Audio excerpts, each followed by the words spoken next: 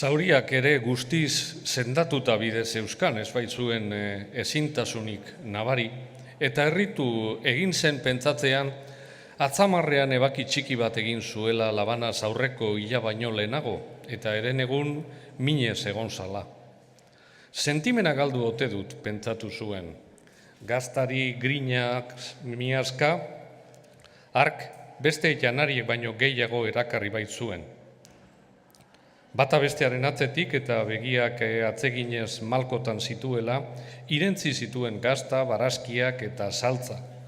Jaki freskoak ortea, ezitzaizkion gustatu eta, haien usaina ere jasanezinik, haien gandik arrastaka eraman zituen jan nahi zituenak.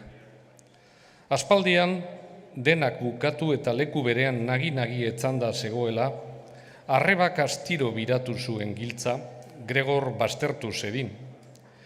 Erdilotan zegoen arren, zeharo beldurtu eta berriro joan zan sofaren azpira. Baina borondatea handia behar izan zuen sofaren azpian egoteko, arreba gelan egondako denbora gutxian bada ere, janaldi oparo hark guritu egin baitzion gorputza pizka bat, eta nekez hartzen zuen arnasa estutasun hartan.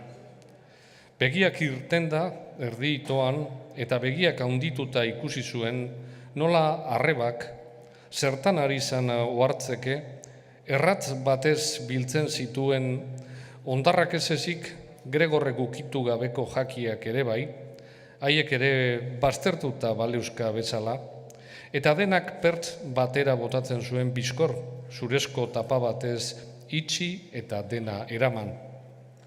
Arrebak, bizkarra eman bezain laster Gregor sofaren azpitik irten, lusatu eta puztu egin zan.